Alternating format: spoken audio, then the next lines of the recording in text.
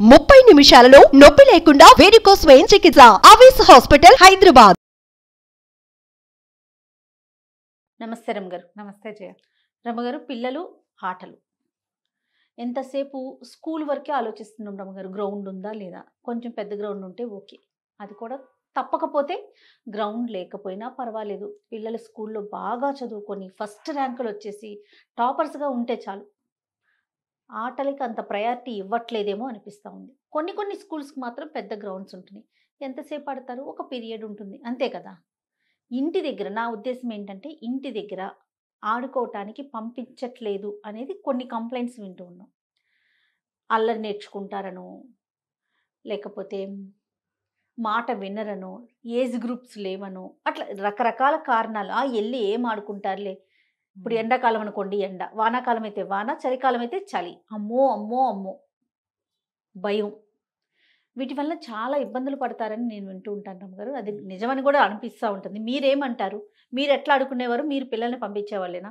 అసలు ఆట కాదు జయ, స్కూల్కి నడవటం.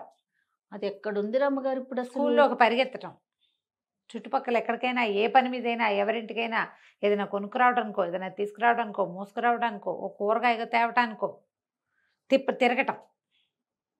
ఇంట్లోనే పైకి కిందకి, ఇంట్లోకి బయటికి లోపలికి తిరగటం. ఎవరైనా చుట్టాలు వస్తే వాళ్ళతో పాటు బస్సు దాకానో రోడ్డు దాకానో నడిచి వెళ్ళడం. అంత ఎక్సర్సైజులు ఉండేవి. బాత్రూమ్కి నడు తెచ్చేలాగా. ఇప్పుడు అన్ని తింటాం ఇంట్లోనే, అన్నీ ఇంట్లోనే. అన్ని ఇప్పుడు ఏమైందంటే మనకి లివింగ్ స్టైల్ మారిపోయింది జయ. దీనికి ప్రధానమైన కారణం మన జీవన విధానాల్లో వచ్చిన మార్పులు. ఇప్పుడు ఒకే టైప్ ఆఫ్ మనుషులు ఒక చోట ఉండట్లా, రకరకాల వాళ్ళు ఉంటారు. మన పిల్లల్ని బయటికి పంపించాలి ఆటకి అంటే ఎవరితో కలిసి ఏం నేర్చుకుంటారో ఆ భయాలు ఉంటాయి, అనుమానాలు, హెచ్చుతగ్గుల ధోరణులు, అవునవును, పెద్ద చిన్న ధోరణులు.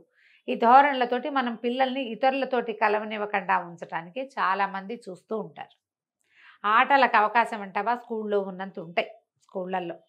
తర్వాత ఈ పవర్ గేమ్స్ అని అవని ఇవన్నీ చాలామంది పిల్లల్ని ఏదో ఒక స్పోర్ట్కి తీసుకెళ్తూనే ఉన్నారు. కలిగిన వాళ్ళు, అంత కలగని వాళ్ళు వాకిట్లోనో దొడ్లోనో ఎవరో ఒకళ్ళ పెరట్లోనో పక్కింటి వాళ్ళ రోడ్ల మీద పక్కింటి వైపు ఇళ్లల్లోనో ఏదో ఆడుకుంటూనే ఉంటారు. ఆటకి పంపకుండా పువ్వోమని ఇంట్లోనే ఉంచుకుని పిల్లలకి స్థూలకాయం వచ్చేసి లావుగా అయిపోయినా తమ పిల్లలు పోషించి విపరీతంగా వీళ్ళకి అనారోగ్యం వస్తుందేమోనని ఇంగితం లేని తల్లులు కనీసం 50% ఉన్నారు ఇప్పుడు. అంటే ఇప్పుడు చబ్బీగా ఉంటారు, బుస్కుమని వస్తారు కొంతమంది పిల్లలు. పోషణ కావచ్చు, వాళ్ళ ఒంటి తీరు కావచ్చు. 3వ ఏడు 4వ ఏడు బాగా కాలు సాగాక బయటికి లోపలికి తిరిగి పైకి కిందకి ఎక్కి బాగా ఆడి అట్లా కొంచెం సన్నబడతారు. చుట్టాలు ఎవరైనా ఇదేంటి ఇంత చిక్కుపోయాడు పిల్లాడు అని వీళ్ళని కాల్చుకు తినేస్తారు. సన్నబడితే ఒప్పుకోరు. పెట్టాలి. మా ఫ్రెండ్స్ ఒకళ్ళు అయితే ఊరెళ్ళేవాళ్ళు అమ్మమ్మ గారింటికి, లావుగా అయ్యి తిరిగి వచ్చేవాళ్ళు పిల్లలు పుష్టిగా. ఏంటంటే అమ్మమ్మ 2 పూట్ల నాన్ వెజ్ బాగా చేసి పెట్టి పిల్లల్ని పోషించేవాళ్ళు. ఇంతంత బుగ్గలు పొట్లాలల్లే, స్థూలకాయం. అది ఆరోగ్యం కాదు వాళ్ళకి, అసలు ఆ ఇంగితమే ఉండదు. తగ్గితే పిల్ల పోషించట్లేదని వాళ్ళు, కూతురు పోషించట్ల, పిల్లలకు సరిగ్గా పెట్టట్లేదు, సరిగ్గా చూసుకోవట్లేదు, అందుకే పిల్లలు చిక్కిపోయారని చిక్కకూడదని. పిల్లలు లావుగా ఉండటం వేరు, బలంగా ఉండటం వేరు. ఈ డిఫరెన్స్ చాలా మందికి తెలియదు.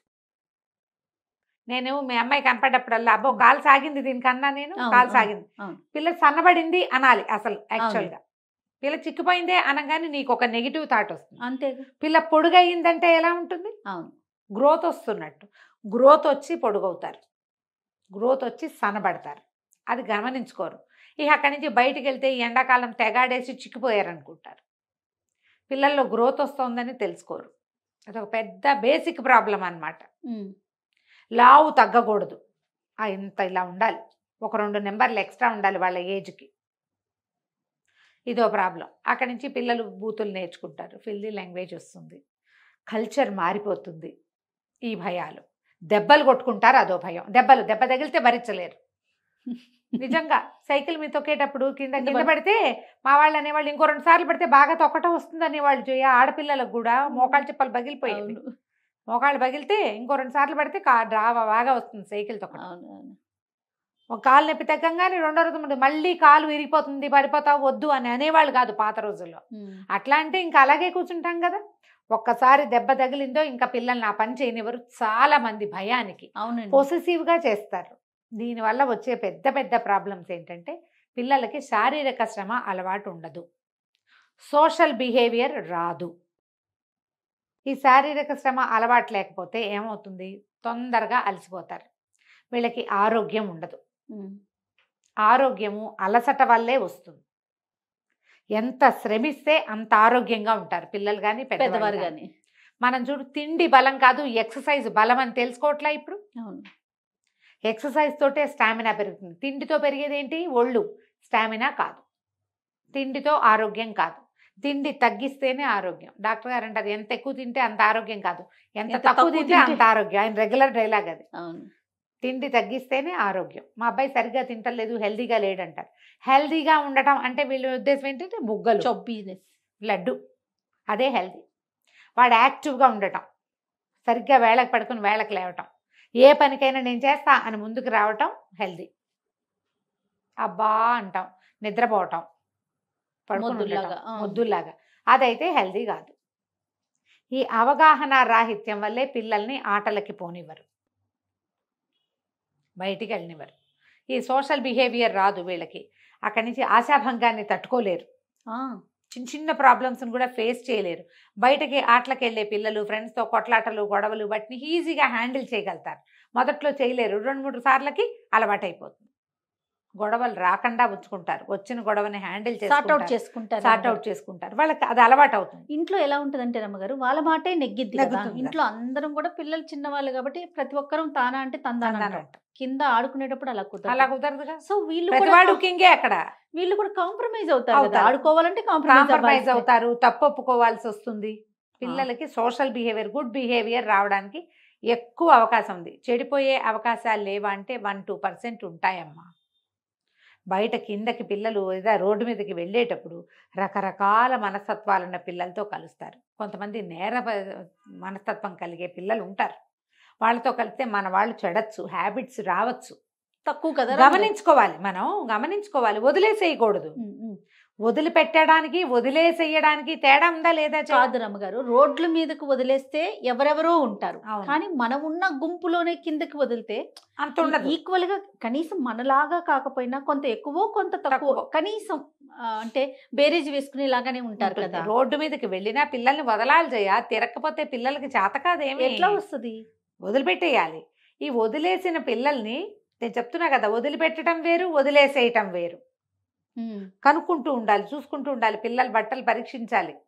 బయట నుంచి వస్తే ఏ టైంకి వస్తున్నారు, ఏం చేస్తున్నారు, వాడు బయట విషయాలు మనతో చెప్తున్నాడా, మరి మూగి మొద్దులా కూర్చుంటున్నాడా. ఆటలో ఎంజాయ్ చేస్తే పిల్లలు అలసిపోతే శుభ్రంగా కడుపు నిండా తినేసి నిద్రపోతారు. మరి అలా అవుతుందా లేదా, వాడు ఇంకా మెలకుగా ఉంటున్నాడా, ఇంకా ఎవరితోటైనా చాటింగుల్లోకి వెళ్తున్నాడా, అవి చూసుకోండి. అవి చూసుకోవాలి. అదేదో జరుగుతుందని ఇంట్లో పెడితే చెడేది ఎలాగో చెడతారు, రావాల్సిన మంచి కూడా రాకుండా పోతుంది. స్థూలకాయం ఒకటి అంటే వెయిట్ పెరుగుతారు, లావు ఎక్కిపోతారు మొదటిది. తర్వాత డైజెషన్ ప్రాబ్లమ్స్ వస్తాయి, కదలికలు లేక. కొంచెం పెద్దవాళ్ళు అయ్యేసరికల్లా తొందరగా డయాబెటీస్ వచ్చే అవకాశం ఉంది. కొలెస్ట్రాల్ పెరిగిపోతుంది, వీళ్ళకి డయాబెటీస్ వస్తుంది. అవునట, గుండె సంబంధిత సమస్యలు కూడా వస్తున్నాయి, కనపడుతున్నాయి. అంటే ఇవన్నీ లేటెస్ట్గా కనుక్కుంటున్నారు కదా, వీటి వల్ల ఇవి వస్తున్నాయి అని. పిల్లల్ని ఆడుకోనివ్వండి. ఒక వయసు దాకా మీరు వెంబడి పెట్టుకు తీసుకుపోండి బయటికి. పిల్లలు ఆడుకుంటుంటే కొంచెం దగ్గర, ఎంతసేపు పక్కనే కూర్చొని ఆడించద్దు. ఎప్పుడు బోర్డు గేమ్సే కాదు, ఎండాకాలం మధ్యాహ్నాలు బోర్డు గేమ్స్, సాయంకాలం వాళ్ళని బయటకు వదిలిపెట్టండి, మీరు కూడా వెళ్ళండి. కాస్త ఎండ తగిలినా ఏమవుతుంది, కాస్త ఎండ తగలాలి. మరి మిట్ట మధ్యాహ్నం ఎండ కాకపోయినా పొద్దుటి పూట సాయంకాలం పూట కొంచెం ఆడుకుంటూ ఉండాలి. ఇంత మరీ అతివేసవి కాలం కాబట్టి మరి చిట్టు పిల్లలు కాకపోతే ఒక 5-6 ఏళ్ల లోపల పిల్లల్ని అయితే కాపాడాలి, కానీ ఆ పై పిల్లల్ని కొంచెం వదిలిపెట్టచ్చు. ఓకే, పూర్తిగా ఎండలోనే గడిపేలాగా కాకుండా కాస్త అటు ఎక్కడో చోట ఆడుకోనివ్వాలి. బాడీ కదలాలి, ఆ కదలికల వల్లే ఆరోగ్యం పెంపొందుతుంది. మీరు సమ్మర్ అంతా ఏదైనా స్పోర్ట్స్ క్లబ్బుల్లోనూ వాటిలోనూ చేర్చారనుకుందాం, సమ్మర్ క్యాంపులు, స్పోర్ట్స్ క్లబ్స్, గ్రోత్లో డిఫరెన్స్ వస్తుందమ్మా. మామూలు చదువు బర్డెన్ ఉండదు వాళ్ళ మీద. అవునవును, చదువు బర్డెను, తర్వాత ఏమో పంక్చువాలిటీ ప్రాబ్లమ్స్ అవి ఉండవు కదా. పొద్దున్నే లేవడము, ఆ టైంకి తయారైపోవడం, గంటకి పీరియడ్ మారితే ఒక రకమైన స్ట్రెస్ ఉంటుంది. ఎండాకాలం ఆ స్ట్రెస్ ఉండదు కదా, ఏమో కొత్త వాటిలలో ఎక్స్ప్లోర్ చేస్తుంటారు కొత్తవి.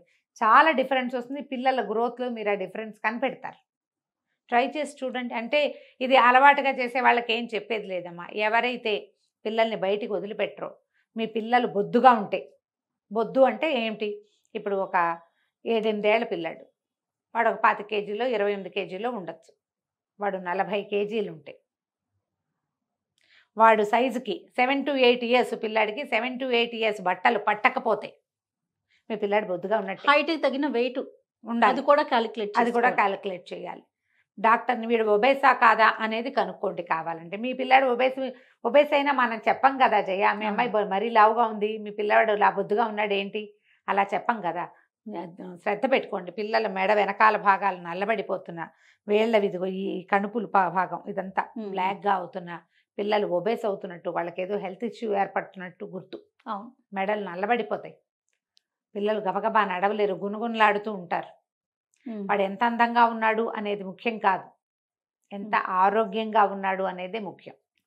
లేకపోతే మనం ఉండగానే మన పిల్లలు అనారోగ్యాల పాలైపోతారు. అమ్మో కదా, అవును, జాగ్రత్త పడండి. తప్పకుండా. నమస్తే. నమస్తే. సుమన్ టీవీలో మీ పర్సనల్ అండ్ బిజినెస్ ప్రమోషన్స్ కోసం కింది నెంబర్కి కాంటాక్ట్ చేయండి.